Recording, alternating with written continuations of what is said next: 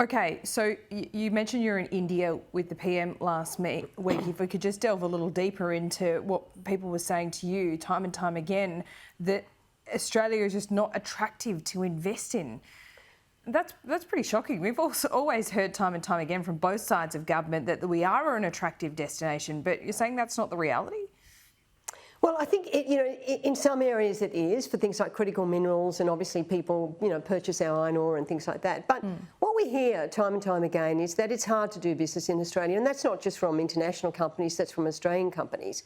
And when, companies look at the way they allocate capital, they look at Australia and they see a very uncompetitive tax rate, they see a high cost of regulation, and then they look at something like the US at the moment, and they see these huge incentives for clean energy projects. Now, if you're a company, you've got to weigh those things up, and so it becomes more attractive to invest in other destinations.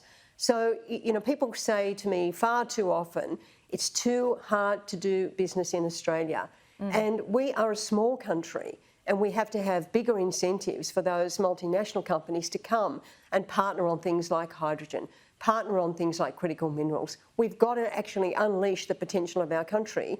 But we've got, if an investment is holding us back, we've got to unleash it.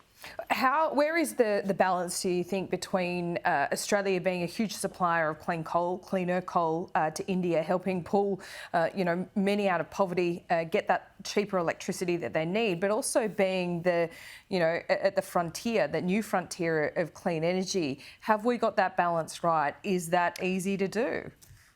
It's not easy to do, but I think we've got the right policy settings that we can actually get there, and we've got to do both. And I think this idea that it's one or the other, we've got to make sure that we're part of the economic future of countries like India, and that was a big message that came up from Indian businesses last week. We've got to make sure that we're at the cutting edge of that clean energy future. We've got to be investing in hydrogen, in green steel. We've got to be decarbonising our manufacturing sector. Sorry to interrupt. There's some teals at the moment in the New South Wales election, for example, are calling for a ban on all coal exports.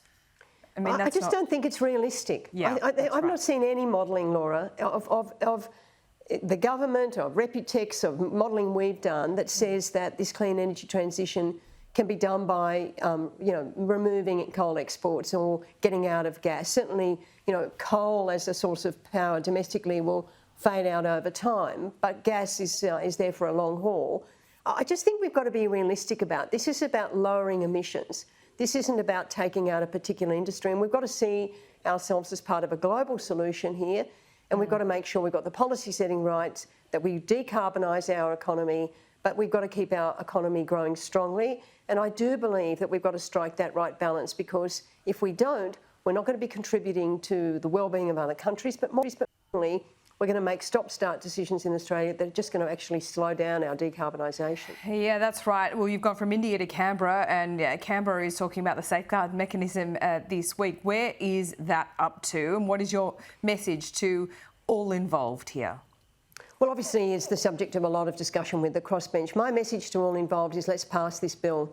This is a very simple piece of legislation before the Parliament today, creating a new class of assets that will allow the safeguard mechanism, the mechanism by which you incentivise companies to invest in more emissions-efficient technologies and means of production.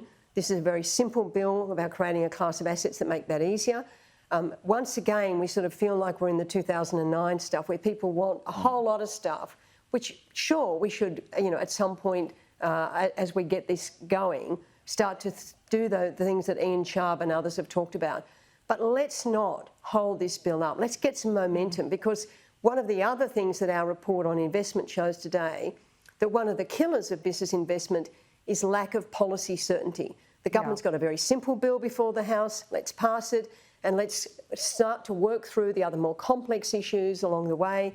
No one's saying those issues over time don't have to be sorted, but we keep doing this all the time, Laura. We keep holding basic legislation hostage to really, really big agendas that are just not practical at this time. Well, that's the problem, isn't it?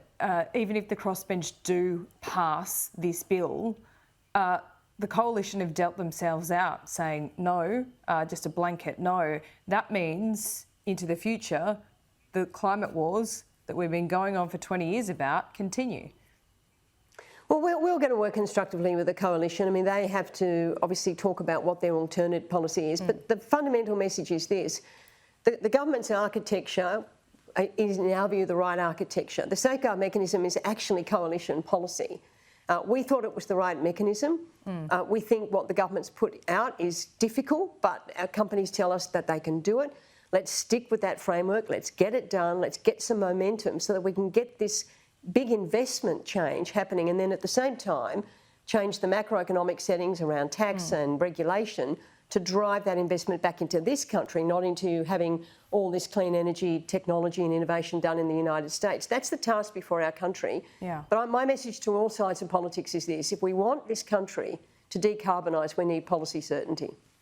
One final question. The Productivity Commission report we saw on Friday, do you think that Productivity Commission report is at odds on IR with this government? The Productivity Commission report seemed to want to put more power in the hands of employers, whereas this government is going down the path, as you know, from the Jobs Summit, a very different path when it comes to IR. Well, I think they were particularly critical of the multi-employer bargaining, which we have been as well, because we don't believe that's a solution to higher wages. I think when you look at the very long Productivity Commission report, there's a very simple message in this. We have the levers to make ourselves more productive. Investment, regulation, making sure that it's easier to employ people, easy to make sure that we get the most potential out of people, invest in their skills. It's a big report.